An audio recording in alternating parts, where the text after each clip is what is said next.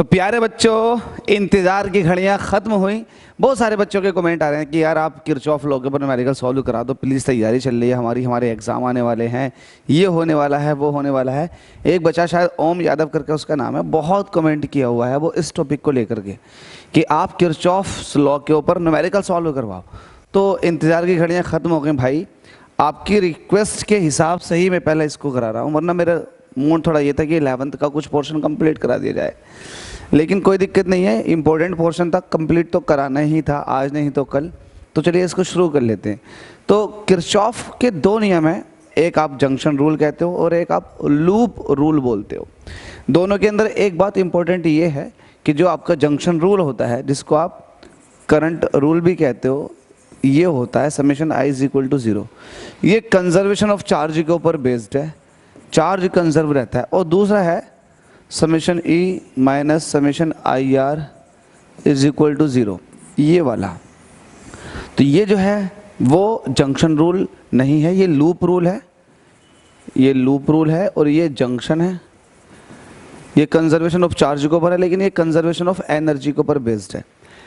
इसमें बहुत सारी टर्मिनोलॉजी आपको याद करनी भी होती है, समझनी भी होती है। अगर आप चाहो तो समझ सकते हो, वरना रट्टू तोता बनकर उसको रट सकते हो। टर्मिनोलॉजी क्या है, इसके अंदर अगर आपको वो चीज़ समझ में आ गई जो मैं अब समझाना चाह रहा हूँ, तो आपके सामने कैसा भी क्वेश्चन रख दो, KVL KCL से आप यूं उड़ा दोगे। क्या है, सबसे पहला आपको करंट की डायरेक्शन देखनी है। करंट की डायरेक्शन, अगर क्वेश्चन के अंदर करंट की डायरेक्शन किसी भी लूप में दे रखी है तो बहुत अच्छी बात है, नहीं दे रखी तो आप सबसे पहला करंट की डायरेक्शन देखेंगे किधर को जा रही है। अगर आपको रेजिस्टेंस दिखाई दे रहा है इस तरह से और इसमें करंट इस तरफ को जा रही है, तो ये वाला पोर्शन, ये वाला टर्मिनल जो होगा ये पॉजिटिव बन जाएगा और ये नेगेटिव बन जाएगा। ये टर्मिनोलॉजी है, पॉजिटिव इसको लेंगे और नेगेटिव इसको लेंगे, ध्यान से, ठीक है भाई। दूसरा, अगर करंट ऐसे ना जा करके ऐसे आ रही है तो फिर ये पॉजिटिव बनेगा, ये नेगेटिव। मतलब रेजिस्टेंस में जो करंट बढ़ती है, जहां से बढ़ती है उसको पॉजिटिव, जहां से निकल रही है उसको नेगेटिव। ये अब ये वाली बात आपको समझ में आ गई। लेट अस सपोज कि इसका रेजिस्टेंस R है और इसमें करंट जा रही है I, करंट की डायरेक्शन में। और अगर मैं इस तरह से किसी भी लूप के अंदर लूप रूल लगा रहा हूं, तब मुझे दूसरा वाला साइन लेना होता है। मतलब मैं ये कहूंगा माइनस के I इंटू R, माइनस के IR, ठीक है। ये वाली बात ध्यान रखना, करंट इस तरफ को आ रही है तो करंट की डायरेक्शन आपको पॉजिटिव नेगेटिव बना देना। लेकिन अगर मैंने लूप रूल लगाया है और मैं इस तरफ मूव करके जा रहा हूं, तब उस केस में जो मैं करंट और रेजिस्टेंस के हिसाब से वोल्टेज लिखूंगा तो वो हो जाएगा IR प्लस के IR, ठीक है। तो ये वाली बात ध्यान देनी है, प्लस के IR। तो ये समझ में आ जाएगा, एक न्यूमेरिकल जब आप अच्छे से समझोगे ना तो ये चीज़ समझ में आ जाएगी मैं कहना क्या चाह रहा हूँ। अभी आपको समझ में नहीं आ रहा होगा कि यार क्या बता रहा है, लेकिन समझ में आ जाएगा, डेफिनेटली आ जाएगा। सबसे पहले देखो, इसमें सब कुछ करंट की डायरेक्शन का खेल है, तो बस करंट की डायरेक्शन के हिसाब से, करंट की डायरेक्शन के हिसाब से आपको पोलैरिटी असाइन करनी पड़ेगी रेजिस्टेंस पे। किस पर? रेजिस्टेंस पर। अच्छा, जो बैटरी होती है या सेल होता है, उसकी पोलैरिटी तो पहले से ही लिखी हुई होती है, उसके ऊपर प्लस का कौन सा माइनस का कौन सा। नहीं पता तो ये देख लो, जो बड़ा वाला टर्मिनल होता है ये पॉजिटिव होता है और छोटा वाला माइनस का होता है, ठीक है। होप सो इतनी बात समझ में आ रही होगी। अब ये न्यूमेरिकल सॉल्व करते हैं। इस न्यूमेरिकल की लैंग्वेज इतनी बड़ी है और ये एनसीईआरटी के अंदर मेंशन है, और 4 नंबर का न्यूमेरिकल आता है किरचॉफ्स लॉ के ऊपर। तो न्यूमेरिकल आप अच्छे से करो। अगर आपने 4-5 न्यूमेरिकल मेहनत से कर लिए, अगर सारे ही कर लिए तो बहुत अच्छी बात है, बहुत बढ़िया बात है, क्योंकि आपका नीट फाउंडेशन तगड़ा हो जाएगा। लेकिन अगर आप 4-5 क्वेश्चन दिल से कर लेते हो और चीज़ समझ में आ जाती है तो नीट के लिए, सॉरी आपके बोर्ड एग्जाम के लिए वही काफ़ी है। ध्यान से देखो, इस क्वेश्चन को मैं आपको क्वेश्चन पढ़ कर बता रहा हूँ। नेटवर्क PQRS, देखो कहाँ है P ये है, Q ये है, R ये है, S ये पूरा एक नेटवर्क हो गया। नेटवर्क के अंदर बहुत सारे लूप भी होते हैं, तो हमसे कह रहा है नेटवर्क PQR है, जो कि फिगर में दिखाया हुआ है, is made as under PQ has a battery. देखो P और Q के बीच में बैटरी लगी हुई है, and negligible resistance with positive terminal connected to P, positive terminal इसका P से कनेक्ट है। QR हैज अ रेजिस्टेंस, अब देखो QR कहाँ है, QR has a resistance 60 ohm, PS has a battery of 5 volt, PS PS के पास 5 volt की बैटरी है and negligible resistance with positive terminal जो है इसका वो कनेक्टेड है P के साथ। RS has a resistance of 200 ओम, तो RS ये हो गई 200 ओम की। इफ अ मिलीमीटर ऑफ 20 ओम, ये 20 ओम का मिलीमीटर है, is connected between P and R, तो P और R के बीच में आपने ये लगा रखा है मिलीमीटर। क्या लगा रखा? मिलीमीटर। तो हमसे कह रहा है इसके अंदर रीडिंग कितनी आएगी, मिलीमीटर के अंदर रीडिंग। तो मिलीमीटर के अंदर रीडिंग का मतलब सीधा सीधा समझ में आता है कि हमसे ये पूछ रहा है कि इसके अंदर करंट कितनी जा रही होगी, तभी तो करंट की रीडिंग बताएगा। आप चाहते तो इसको ना भी पढ़ते, डायरेक्ट आप समझ जाते, बस लास्ट वाली लाइन पढ़ते, calculate the reading of millimetre. Millimetre की रीडिंग पूछा मतलब इसके अंदर करंट, बाकी सारा खेल डायग्राम से होता। तो देखो कितनी अच्छी बात आपको समझाने के लिए जा रहा हूँ। अगर आपने जो अब मैं समझाने के लिए जा रहा हूँ ये समझ लिया तो आपको किसी भी न्यूमेरिकल में दिक्कत नहीं आएगी डेफिनेटली। ठीक है, अब देखो यहाँ पर कम से कम और छोटे से छोटा कौन कौन सा लूप बन रहा है। तो देखो एक लूप तो ये बन रहा है और एक लूप नीचे बन रहा है, तो 2 लूप बन रहे हैं, ध्यान से 2 लूप बन रहे हैं। अब ऊपर वाले लूप में देखो करंट इस तरफ को जा रही है, आपको पता है ये प्लस है और ये माइनस है, पता है बैटरी का पॉजिटिव नेगेटिव आपको पता। करंट की डायरेक्शन के हिसाब से आप पोलैरिटी असाइन करोगे। ये करंट ऊपर को पहुंची, फिर ये ऐसे घूमते हुए आई, तो रेजिस्टेंस में यहाँ से घुसी और यहाँ से निकली, ऐसे तो होगा देखो। तो आपने इस पर पोलैरिटी असाइन कर दी, फिर आप यहाँ को आए, ये करंट यहाँ तक पहुँच गई, ठीक है। अब इसमें करंट गई कुछ इस तरीके से, तो ये पॉजिटिव हो गया और ये निगेटिव हो गया। करंट की डायरेक्शन के हिसाब से आपने पोलैरिटी असाइन कर दी। यहाँ देखो ये तो प्लस का होता है और ये माइनस का। यहाँ पर पोलैरिटी देखो, करंट नीचे को आ रही है तो मतलब इस पर पॉजिटिव इस पर निगेटिव। अब आपको ऐसा कोई सा रेजिस्टेंस या फिर ऐसी कोई सी बैटरी नहीं होगी जिसकी पोलैरिटी मैंने नहीं बना दी। बस पोलैरिटी बनाने के बाद अब आप करंट की डायरेक्शन को भूल जाओ। करंट को नहीं भूलोगे, करंट की डायरेक्शन को भूल जाओगे। भूल जाओ करंट की डायरेक्शन को, भूल गए। अब भूलने के बाद में आपको 2 लूप दिखाई दे रहे हैं, किसी भी लूप से स्टार्ट कर दो। ऊपर वाले लूप से स्टार्ट करना चाहो ऊपर वाले लूप से स्टार्ट कर दो, नीचे वाले लूप से स्टार्ट करना चाहो तो नीचे वाले लूप से स्टार्ट कर दो। चलिए मैं ऊपर वाले लूप से स्टार्ट कर रहा हूं, सॉल्यूशन लिखते हैं। यहां पर बात करता हूं इन लूप,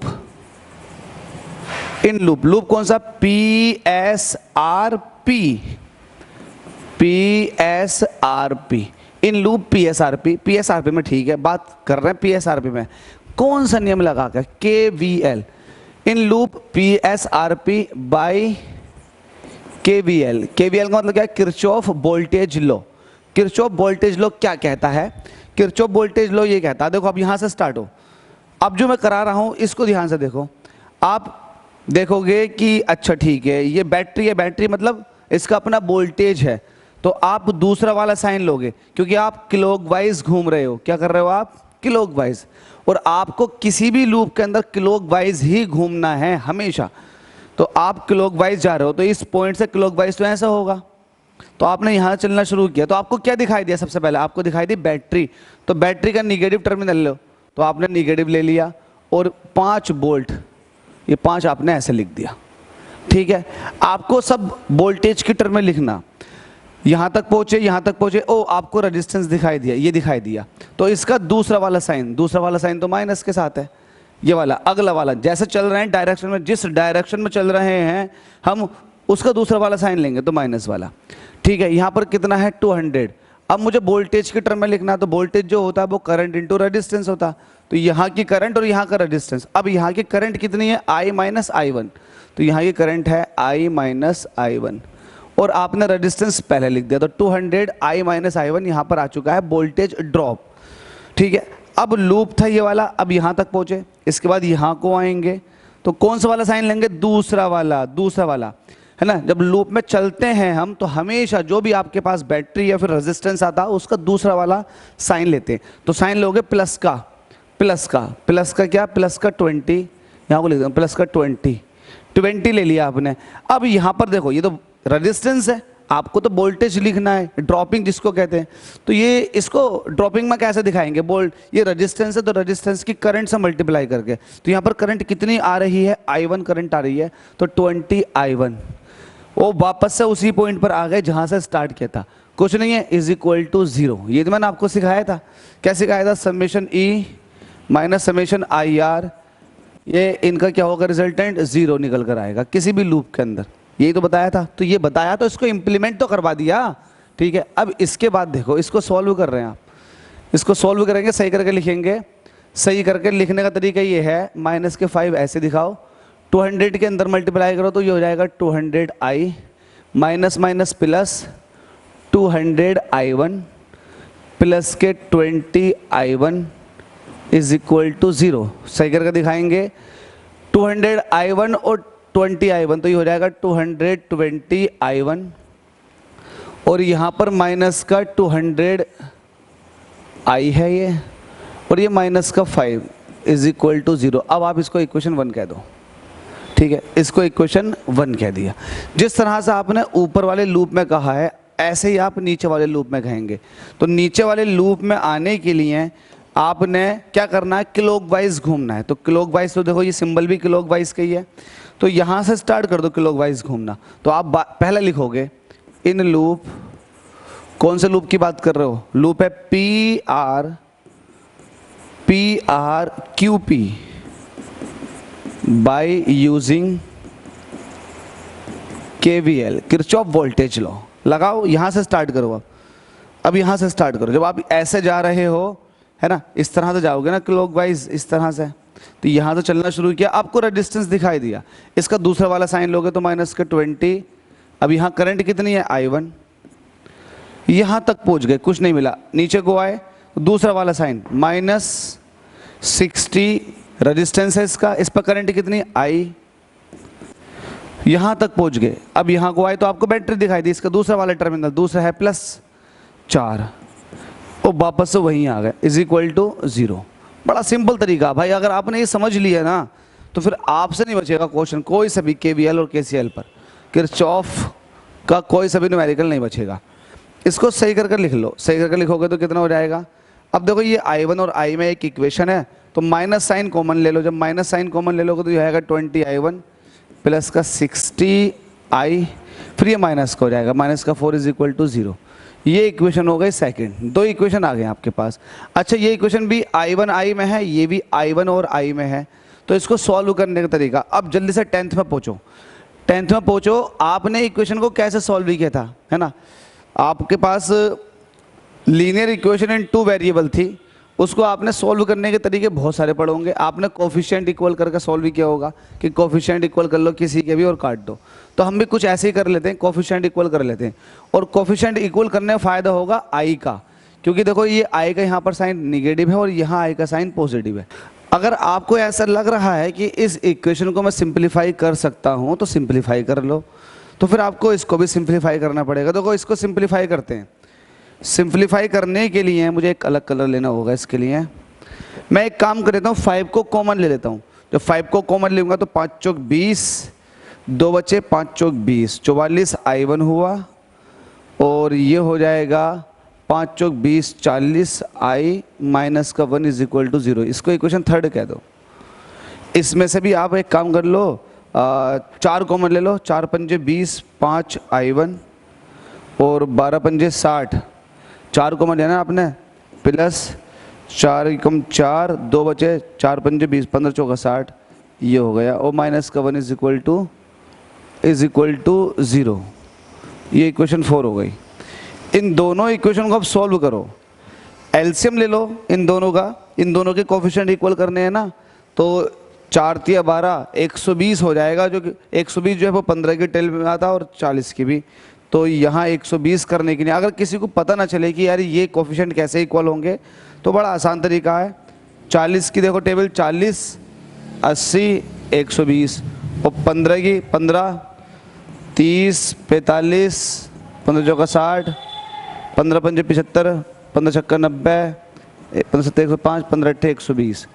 120 ये अकेला वाहिद नंबर है जो पहले कॉमन आ रहा है, तो एलसीएम जो हो जाएगा 120 हो जाएगा। ठीक है भाई, तो यहाँ 120 जब हो जाएगा तो 120 एक ऐसा नंबर है जो दोनों में है, तो इसे 120 करने के लिए 3 से मल्टीप्लाई, और इसे 120 करने के लिए कितने से मल्टीप्लाई करनी पड़ेगी, 8 से, 15 अट्ठे 120, मल्टीप्लाई करो। 44 की 3 से मल्टीप्लाई करेंगे, 4 तिया 12, कैरी 1, 4 तिया 12 और 1 13, 132 I1, और ये हो जाएगा माइनस के 120i और माइनस के 3 इज इक्वल टू 0। इसको इक्वेशन कह दो 5 और इसकी मल्टीप्लाई की है तो 8 पंजे 40i1 और 15 अट्ठे 120 प्लस का 120i और माइनस का 8 इज इक्वल टू 0। ये हो जाएगा इक्वेशन से। अब आप इन दोनों इक्वेशन को सॉल्व कर लो और आंसर पा लो। डायरेक्ट ऐड करना होगा आपको, डायरेक्ट ऐड कर दो इन दोनों इक्वेशंस को। जब ऐड करेंगे तो ये देखो एक दूसरे को काट देंगे। 132 में 40 ऐड करेंगे तो 172i1 इज इक्वल टू, ये है माइनस के 8 और ये माइनस के 3 है तो ये हो जाएगा माइनस का 11 इज इक्वल टू 0। इसको मैं नेक्स्ट पे ले लेता हूँ, 172i1 नेक्स्ट पे ले लेते हैं भाई, ठीक है। ये हो जाएगा 172i1 और माइनस के 11 इज इक्वल टू 0। तो यहाँ से i1 की वैल्यू कितनी आ गई, 11/172 ये आ चुकी है i1 की value.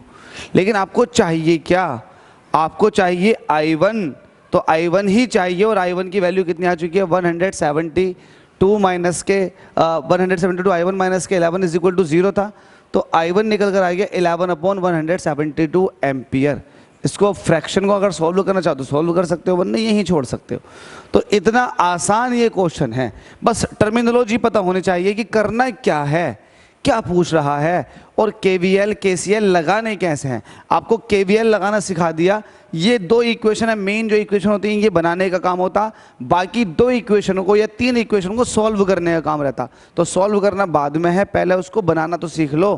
Thank you so much. अगर आपको क्वेश्चन समझ में आ गया तो भाई चैनल को सब्सक्राइब जरूर कर लें और अगले क्वेश्चन के लिए तैयार रहें।